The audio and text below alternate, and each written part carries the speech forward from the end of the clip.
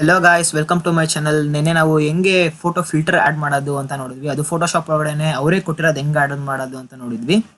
ಇವತ್ತು ನಾವೇ ಓನ್ ಆಗಿ ನಮ್ ಇಷ್ಟ ಬಂದಿರೋ ಕಲರ್ಸ್ ನ ಕ್ರಿಯೇಟ್ ಮಾಡಿ ಆ ಫಿಲ್ಟರ್ ನ ಹೆಂಗೆ ಎಲ್ಲಾ ಫೋಟೋಸ್ಗೂ ಯೂಸ್ ಮಾಡೋದು ಅಂತ ನೋಡೋಣ.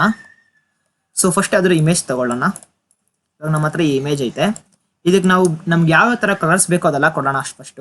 ಅದಾದ್ಮೇಲೆ ನಾವು ಕ್ರಿಯೇಟ್ ಮಾಡಿರೋ ಆ ಎಫೆಕ್ಟ್ ನ ಹೇಗೆ ಬೇರೆ ಫೋಟೋಸ್ಗೆ ಕೊಡೋದು ಅಂತ ನೋಡೋಣ. ಇಲ್ಲಿ ಕೆಳಗಡೆ ಬಂದ್ರೆ ಇಲ್ಲಿ ನಿಮ್ಗೆ ಇವಾಗ ಬ್ರೈಟ್ನೆಸ್ ಬೇಕು ಅಂದ್ರೆ ಬ್ರೈಟ್ನೆಸ್ ಚೂಸ್ ಮಾಡ್ಕೊಳ್ಳೋಣ.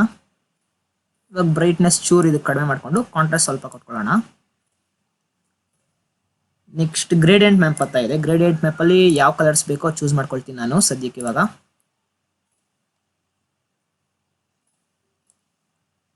ಇದನ್ನ ಸಾಫ್ಟ್ ಲೈಟ್ ಮಾಡ್ಕೊಳ್ತೀನಿ. ಸೊ ನೋಡ್ಬೋದು ಫಸ್ಟ್ ಯಾವ ತರ ಐತಿ, ಇವಾಗ ಯಾವ ತರ ಆಯ್ತು ಅಂತ. ಒಪಾಸಿಟಿ ಚೂರ್ ಕಡಿಮೆ ಮಾಡ್ಕೊಳ್ಳೋಣ, ಯಾಕಂದ್ರೆ ಹಾರ್ಶ್ ಆಗಿರೋ ತರ ಇದೆ ಲೈಟ್ಸ್ ಅದರಲ್ಲಿ. ಫೋಟೋ ಫಿಲ್ಟರ್ ಇದೆ.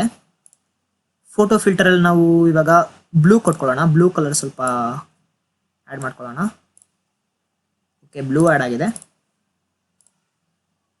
ನೆಕ್ಸ್ಟ್ ಏನ್ ಆಡ್ ಮಾಡ್ಕೊಳ್ಳೋಣ ಅಂದ್ರೆ ಕಲರ್ ಮಿಕ್ಸರ್ ಇದೆ.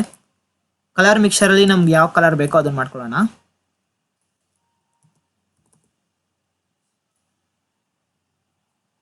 ಓಕೆ, ನಂಗೆ ಈ ಕಲರ್ ಓಕೆ ಆಗಿದೆ. ಅದನ್ನ ಸೆಟ್ ಮಾಡ್ಕೊಂಡು ನಿಮ್ಗೆ ಇದ್ರಲ್ಲಿ ಯಾವ್ದಾವ್ದು ಲೆವೆಲ್ಸ್ ಇದೆ, ಕರ್ವ್ಸ್ ಇದೆ, ಅದು ಯೂಸ್ ಮಾಡ್ಕೊಂಡು ನೀವು ಏನೇನ್ ಬೇಕೋ ಅದೆಲ್ಲ ಚೂಸ್ ಮಾಡ್ಕೊಳ್ಳಿ. Choose brightness ಕೊಟ್ಕೊಂಡೆ.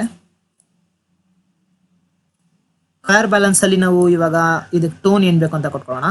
ರೆಡ್ಡಿಶ್ ಕೊಟ್ಕೊಳ್ಳೋಣ, ಸ್ವಲ್ಪ ರೆಡ್ಡಿಶ್ ಎಲ್ಲೋ.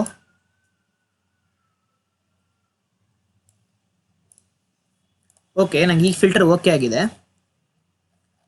ಇದಾದ್ಮೇಲೆ ನಿಮ್ಗೆ ಯಾವ್ಯಾವ ಫಿಲ್ಟರ್ ಬೇಕೋ ಅದೆಲ್ಲ ಆಡ್ ಮಾಡಿದ್ಮೇಲೆ ಕಂಟ್ರೋಲ್ ಇಟ್ಕೊಂಡು ಎಲ್ಲ ಸೆಲೆಕ್ಟ್ ಮಾಡ್ಕೊಳ್ಳಿ.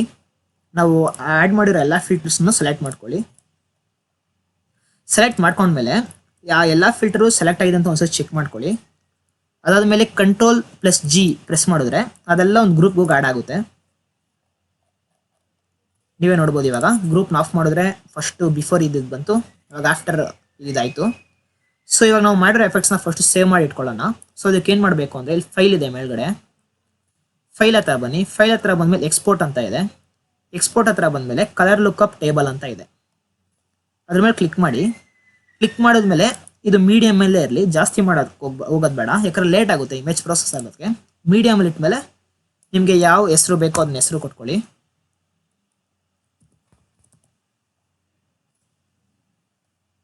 ಯಾವ ಲೊಕೇಶನ್ ಬೇಕೋ ಆ ಲೊಕೇಶನ್ ಸೇವ್ ಮಾಡ್ಕೊಳ್ಳಿ. ಇಲ್ಲೂ ಅದು ಯಾವ ಸೈಜ್ ಸೇವ್ ಆಗಬೇಕೋ ಅದು ರಿನೇಮ್ ಮಾಡ್ಕೊಳ್ಳಿ.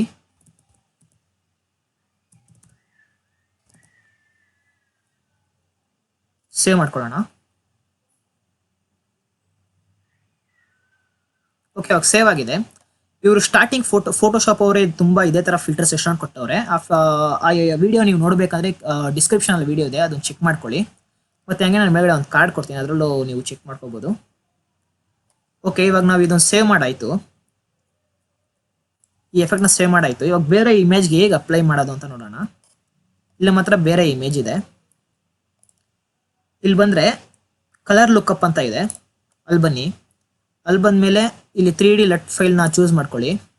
ಇಲ್ಲಿ ಮೇಲ್ಗಡೆ ಬಂದ್ಬಿಟ್ಟು ನೀವು ನೋಡಿದ್ರೆ ಲೋಡ್ 3D ಲಟ್ ಅಂತ ಇದೆ, 3D ಲಟ್ಸ್ ಅಂತ ಇದೆ. ಅದನ್ನ ಕ್ಲಿಕ್ ಮಾಡ್ಕೊಂಡು ನೀವು ಎಲ್ಲಿ ಸೇವ್ ಮಾಡಿದ್ರೋ ಅಲ್ಲಿ ಹೋಗಿ ಅದನ್ನ ಕ್ಲಿಕ್ ಮಾಡ್ಕೊಂಡು ಲೋಡ್ ಕೊಡಿ. ನೋಡ್ಬೋದು ನೀವೇ, ನಾವು ಅವಾಗೆ ಮಾಡಿರೋ ಎಫೆಕ್ಟ್ ಇಲ್ಲಿ ಲೋಡ್ ಆಗಿದೆ. ಬಿಫೋರ್ ಇದು ಆಫ್ಟರು. ಇದನ್ನು ನೀವು ಎಷ್ಟು ಒಪಾಸಿಟಿ ಬೇಕೋ ಅಷ್ಟು ಕಡಿಮೆ ಮಾಡ್ಕೋಬಹುದು. ಇದ್ರ ಮೇಲೂ ನೀವು ಎಕ್ಸ್ಟ್ರಾ ಏನಾದರೂ ಕಲರ್ಸ್ ಬೇಕು ಅಂದ್ರೆ ಆಡ್ ಮಾಡ್ಕೋಬಹುದು. ಇವಾಗ ನೋಡಿದ್ರೆ ವೈಲೆಟ್ ಇವಾಗ ಆಡ್ ಮಾಡ್ಕೊಂಡ್ವಿ, ಆ ಥರ ಇದ್ರ ಮೇಲೂ ಮಾಡ್ಕೋಬಹುದು. ಹೀಗೆ ಇಷ್ಟು ಈಸಿಯಾಗಿ ನಾವು ಒಂದು ಫಿಲ್ಟರ್ ಕ್ರಿಯೇಟ್ ಮಾಡ್ಕೊಂಡು ಅದನ್ನ ಬೇರೆ ಬೇರೆ ಇಮೇಜ್ ಹಾಕೊಳ್ಳೋದು ನೀವು ನೋಡಿದ್ದೀರಾ. ಇದೇ ತರ ವಿಡಿಯೋಸ್ ನೋಡ್ಬೇಕಂದ್ರೆ ಚಾನಲ್ಗೆ ಮರಿದ ಸಬ್ಸ್ಕ್ರೈಬ್ ಮಾಡಿ. ವಿಡಿಯೋ ಹೆಲ್ಪ್ಫುಲ್ ಆದರೆ ಲೈಕ್ ಮಾಡಿ, ಹಾಗೆ ನಿಮ್ಮ ಫ್ರೆಂಡ್ಸ್ಗೂ ಶೇರ್ ಮಾಡಿಬಿಡಿ. Thank you so much for watching.